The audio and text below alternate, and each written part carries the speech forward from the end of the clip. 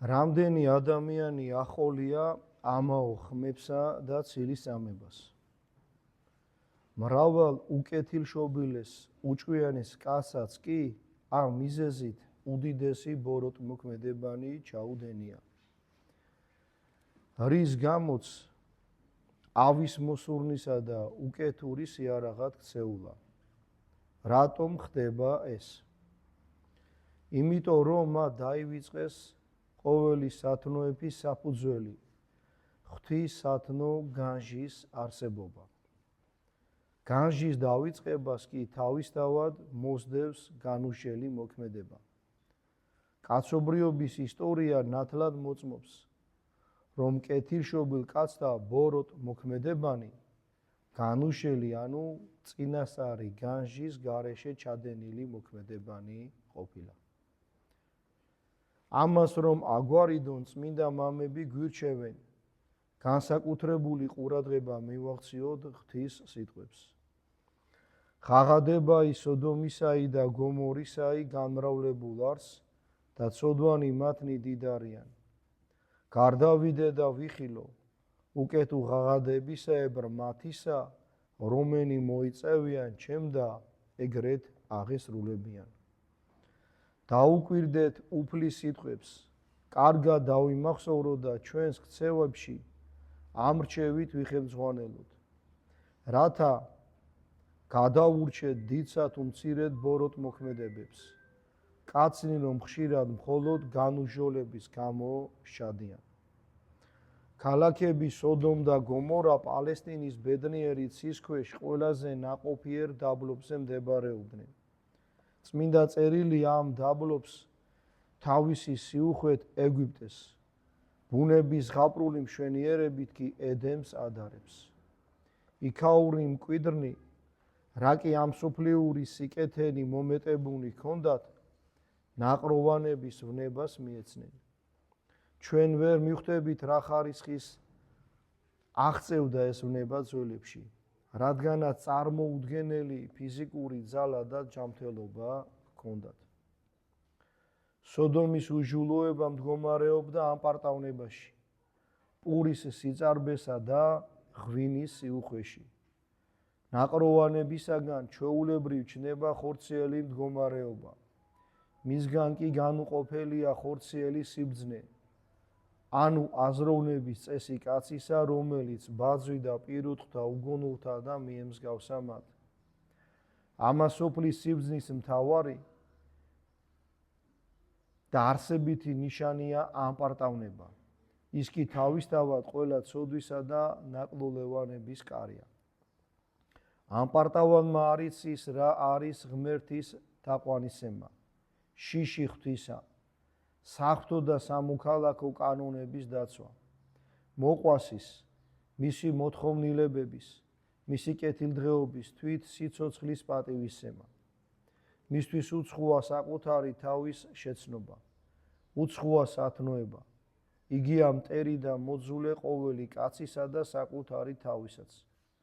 ასეთი ადამიანი მზად არის ყოველგვარი უშულოების ჩასადენად, თითქოს რაღაც განსაკუთრებული უფლება ჰქონდეს ამისა. ამ პარტავანი არის კაცი გაქვავებული გულითა და დემონური გონებით. უკვე ვთქვით, რომ ნაყროვანებისაგან სოდომელებში ხორციელი მდგომარეობა განვითარდა. ამ მდგომარეობის სული და გული ამ პარტავნება გახდა. სული არ დამდაბდება თუ პური არ მოაყდა, თქვა ღისმა პიმენ დიდმა. ბრმა ამ პარტავნებისა და ამა სოფლის სიბრძნის შეერთებით იშვა მათი პირშო გაუმაძღვარი აულაგმავი გარყვნილება. ჩვენ ყურადღება უნდა მივახციოთ საზრდელს. ზომიერად უნდა იკვებებოდეს ადამიანი მარხვაშიც და ასევე ხსნილშიც. ნახეთ როგორ ამბობენ წმინდა მამები, სოდომელები რამ მიიყვანა ამ უშულოებამდე, რამ გარყნა ასე რომ ღვთის რისხვა დაიტეხეს. ნაყროვანებამ და ამ პარტავნებამ მათში წარმოშვა ეს ყოველივე. პურის სიჭარბე და ღვინის სიუხვე, ამიტომ ადამიანი უნდა ერიდებოდეს ზომაზე მეტ ჭამას და სმას. ნახეთ როგორ ამბობს პიმენი დიდი. სული არ დამდაბდება თუ პური არ მოაკლდა. ანუ ადამიანი უნდა ცდილობდეს რომ ყველაზე მეტად ნაყროვანებას ებრძოლოს რომ აქედან მე არ წარმოიშვას ის უბედურობა რაც სოდომელებს დაემართათ. ეს გარყვნილება ბუნებრივი ფორმებით კი არ დაკმაყოფილდა, არაბუნებრივი მოინდობა და ხარბა დაეწაფა მას. ხოლო კაცნი, სოდომთანი, ბოროტნი და ცოდვინი ფრიად წინა შეხვთისა. ვერავითარმა ძლიერმა წამლებმა ვერ უშველა მათ სოდებს. ვერც უცხო თესლთა მეფის 15 წლიანმა ბატონობამ, ვერც მათი ჯარების დამარცხებამ და უამრავი ადამიანის დატყვევებამ ვერ გამოაფხიზლა სოდომენი. ვერ აიძულა ცოდვების მონანიება. შეუნანებელმა ცოდვილებმა აულაგმა უნებებს რომ იყვნენ მიცემული, ზეციური საჟელი დაიტეხეს თავს. ღაღადებაი სოდომისაი და გომორისაი გამრავლებულ არს და ცოდვანი მათნი დიდარიან. გარდავიდე და ვიხილო უკეთუ ღაღადებისაებრ მათისა, რომენი მოიწევიან ჩემდა ეგრეთ აღესრულებიან. ღმერთი გამოეცხადა რა კაცს, პატრიარქ აბრაამს, კაცის სახით, კაცისავე მეტყველების წესს იყენებს, რათა აბრაამმა შეძლოს მისი სიტყვების გაგება და ეს სიტყვები მისაწვდომი და გასაგები გახდეს ყოველი ადამიანისთვის, თვით ყველაზე უბრალოსათვისაც კი. ყოვლის სოდნე, ყოვლის მხედველი და ყველგან მყოფი ღმერთი ამბობს, გარდავიდე და ვიხილო, მოვიდე და ვნახო, მართლა ხდება თუ არა სოდომ გომორაში ის დიდი უშულოებები, მე რომ ესმის. ამ სიტყვებში იგულისხმება, არ მჯერა ხმების, მინდა საკუთარი თვალით დავრწმუნდე. ამავე სიტყვებში ჩადებული დარიგება ჩვენთვის, რომ ადვილად არ ვენდოთ ცილის წამებას, არ ვიჩქაროთ მოყვასის განკითხვა, განჟა და დაჟა. არ დავეშუროთ სიმკაცრესა და სისასტიკეს, ჯალათის ხელობას, ვიდრე ჩვენ თვითონ არ ვიხილავთ და დავრწმუნდებით იმის სისწორეში, რაშიც კაცს ადანაშაულებენ. ანუ ეს მაგალითი რომ ღმერთი ნახეთ როგორ ამბობს, ჩავალ და ვნახავ, მართლა ესე ხდება სოდომა და გომორაში რაც მე მესმის, ჩვენ უნდა დავფიქრდეთ რომ რამესო გავიგებთ არ უნდა დავიჭიროთ. უნდა გამოვიკვლიოთ ყველა საკითხი. და შეიძლება არ გამოიკვლიო და უდანაშაულო და ადანაშაულო, მართალი გაამტყუნო და სისასტიკე ჩაიდინო. ამ საკითხავის თავში როცა ვიწყებდით კითხვას, ასეთი რამე იყო თქმული, მინდა რომ ყურადღება მიაქციოთ. ბევრ კეთილშობილ ადამიანს სიბოროტე ჩაუდენია, იმიტომ რომ არ გამოუძიებია საქმე. და ჩვენ ყოველთვის უნდა ვიყოთ ფრთხილად. უგონურ, ქარაფშუტა უძლურ სულს ჩვევია ადვილად მიენდოს ცილის წამებელთა სიტყვებს. განურისხდეს მას, ვისაც ბრალი დასდვეს. შურიძიება ჩაიდოს გულში ისე, რომ არ გამოიძიოს სამართლიანად შეასმინეს თუ არა კაცი. ხშირად ხდება, რომ ბოროტების გესლი სათავეს უდებს მithქმა მოთქმას. ზერელე კაცთა მიამიტობა კი ხელს უწყობს მის გავრცელებას. ამგვარი უკეთური ზოგჯერ ტყუილს იგონებს და გულუბრყვილოებს გადასცემს დასათესად.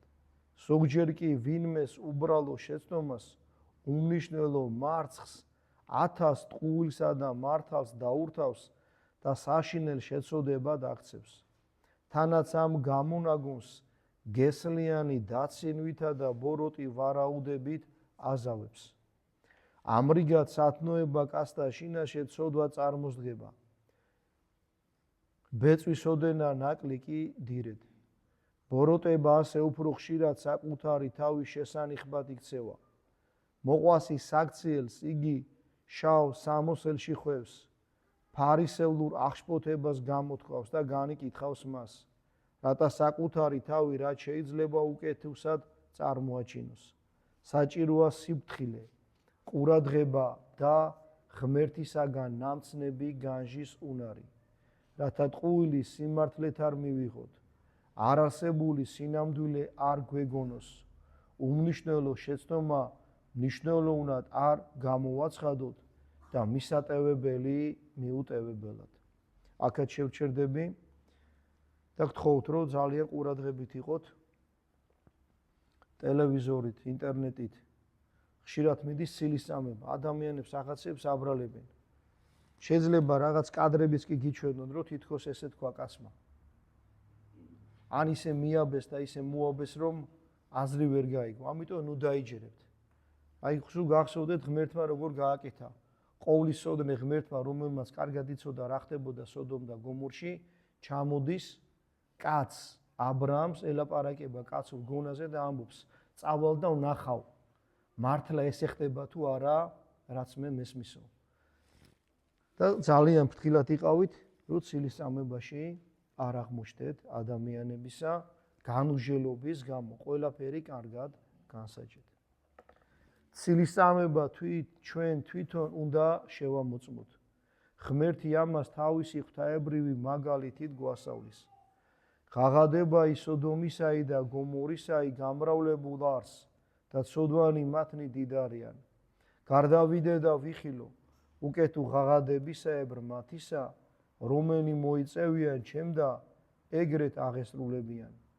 ღმერთმა როგორც ყოვლის მხედველმა კარგად იცოდა სოდომ გომორელთა ცოდვები, მაგრამ შეზღუდულ კაცთათვის ჩვეული მოქმედება აიღო თავის თავზე, რათა ჩვენი შეზღუდულობის შესაბამისად ვიქცეოდეთ და არ მივითვისოთ უსაზღვრო არსების მოქმედება, რომლის სმენა და ხედვა შეუძლებელია ცდებოდეს. ესმარა სოდომის გმინვა ღმერთმა მაშინვე კი არ მოულინა სასჯელი მცოდველებს, არამედ ჯერ გამოიძია საქმე.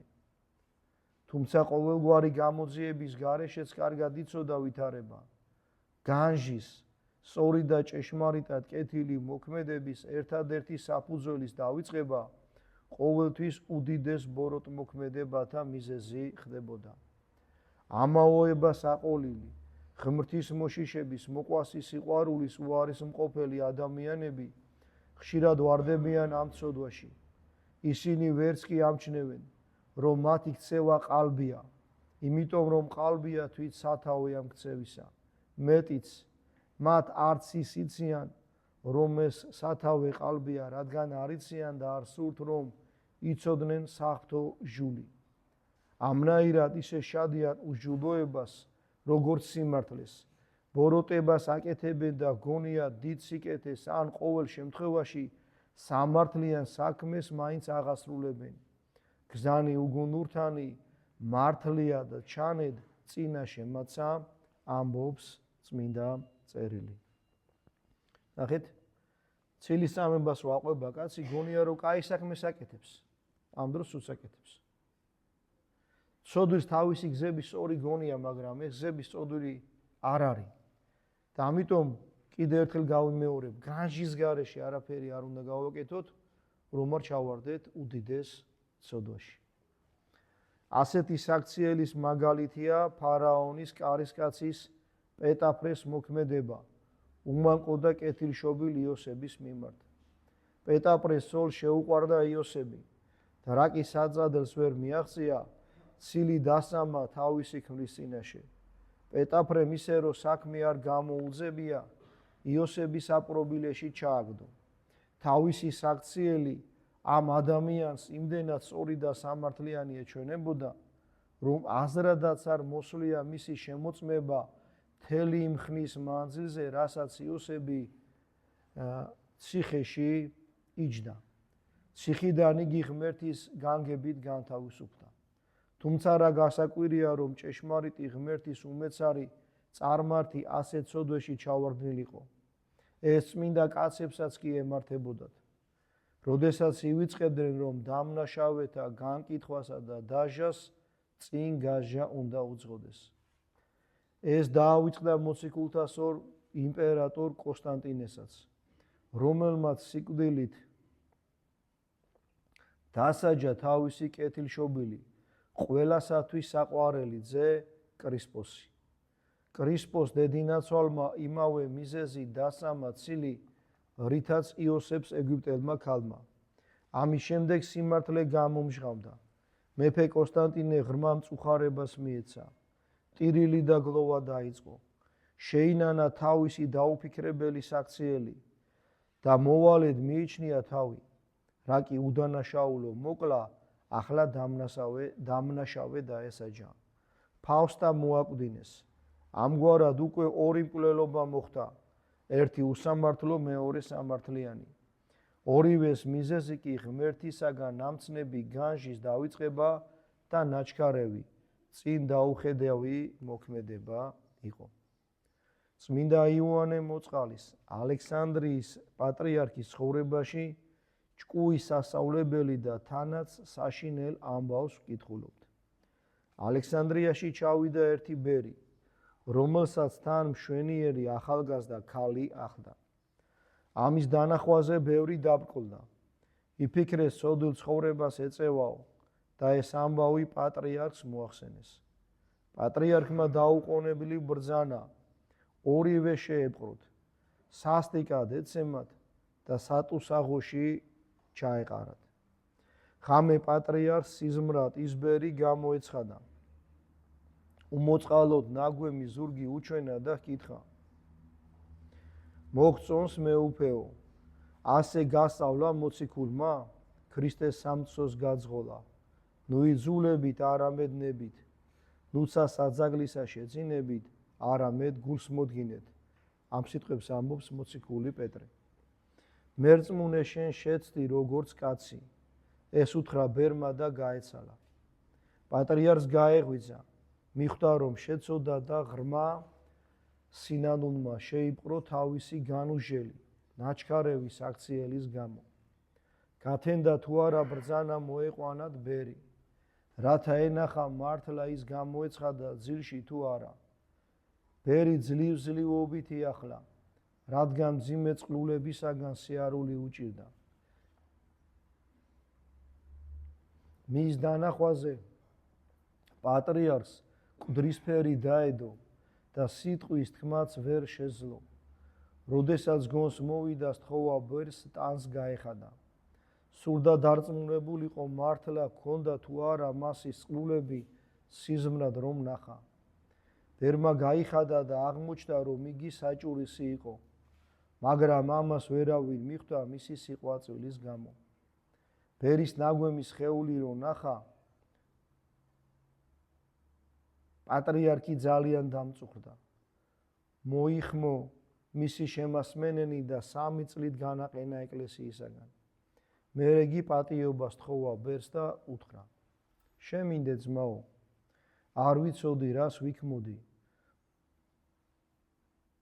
ვწოდე ღმერთის და შენს წინაშე, მაგრამ არ შენ უნდა გევლო ასე აშკარად ქალთან ერთად, შენ ხომ ბერი ხარ. მაშინ ბერმა დიდი სიმდაბლით მიუგო. მერწმუნე მეუფეო, სრულ სიმართლეს გეტყვი. ამ ცოტა ხნის წინ ღაზაში ვიყავი. საღამო ხანს წმინდა მოწამეთა კვიროსისა და იოანეს საფლავების თაყვანისემად რომ მივდიოდი, ეს ქალწული შემხვდა. მუხლებში ჩამივარდა და ტირილით მევედრებოდა, ნება მომეცი, თან წამუყვეო.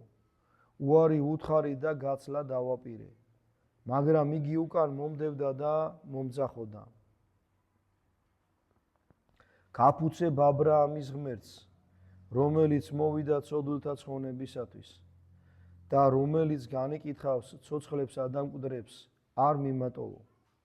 როდესაც ვკითხე, რატომ მაფიცებ მეთქი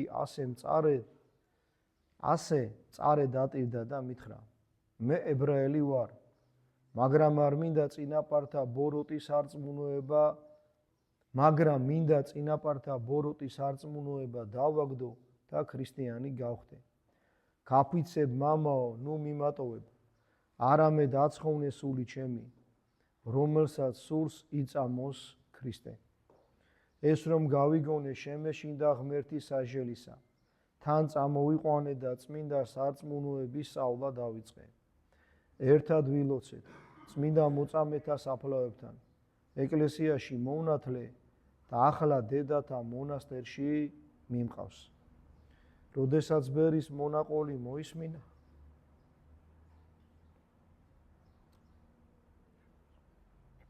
პატრიარქმა მოიოხრა და თქვა: რამდენი ფარული მონახავს უფალს, ჩვენ კი გლახაკნი მათ არც კი ვიცნობთ. მერე აიღო 100 ოქრო და სურდა ბერისათვის მიეცა. მაგრამ მან არ გამოართვა ფული და უთხრა: თუ ბერს ამს, რომ უფალი ზრუნავს მისთვის, არავითარი ოქრო არ სჭირდება. ხოლო თუ ოქრო უყვარს, მაშინ მას ღმერთისა არ ასამს. ესა თქვა ბერმა, თავი დაუკრა მეუფეს და გავიდა. ამ წარე გამოცდილების შემდეგ პატრიარქი მუდამ ერიდებოდა მოყვასის ნაჩქარევ განკითხვას და თავის მოწაფეებსაც იმასვე ჩააგონებდა. აი ეს რამდენიმე მაგალითი პეტაფრესოლის, კონსტანტინე დიდის, ალექსანდრიის პატრიარქის იოანეს შემთხვევები პირდაპირ გვეუბნება, რომ არ უნდა ავჩქარდეთ. იოსებ სილიდასამეს თითქოს უნდოდა რომ ცოდვა ჩაედინა, მაგრამ ეს არ ქონდა გაკეთებული. კონსტანტინე დიდის შვილს დედინაცვილმა დასამა იგივე და იმპერატორმა თავისი შვილი მოკლა. და რომ მიხვდა რომ ტყუილად მოაკვლევინა შვილი ამ ქალმა, მერე თავის სოლიც მოკლა. ორი მკვლელობა მოყვა განუშელს აქციელს. და ეს მაგალითი საერთოდ ალბათ უნდა გვახსოვდეს. ბერი მოდიოდა ახალგაზრდა ქალთან ერთად და ცილი დასამეს, რომ უკეთურად ცხოვრობს. მოისმინეთ, როგორ გვემას პატრიარქის ბრძანებით, როგორ დასაჯეს და გამოდგა, რომ ეს კაცი იყო მართალი.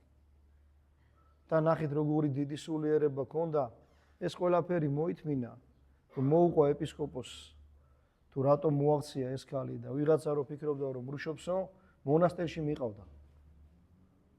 ებრაელი მონათლა და მერე მიყავდა მონასტერში. და როცა პატრიარქმა გადაწყვიტა, რომ ფული მიეცა, როცა პატიება თხოვა და შემდეგ 100 ოქრო ეს ძალიან დიდი თანხა იყო მაშინ და ეხლაც, ნახეთ ბერი რას ეუბნება, როგორი დიდი მამა იყო.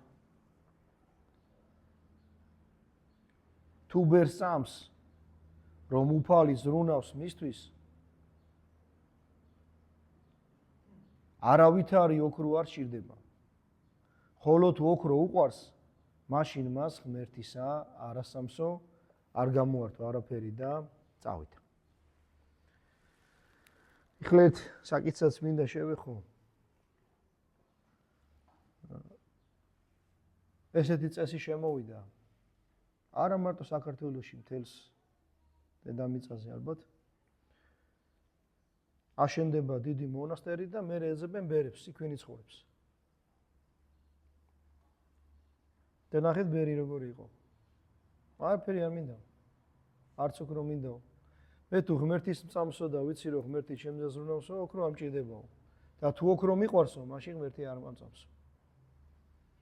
არც ეწმინდანს, აი არც შიომღვიმელს, არც დავით გარეჯელს, არც იოანეს ნედაზნელს არ ქონდა განზრახვა, როგორც მამები ამბობენ, რომ დიდი მონასტრები აეშენებინათ.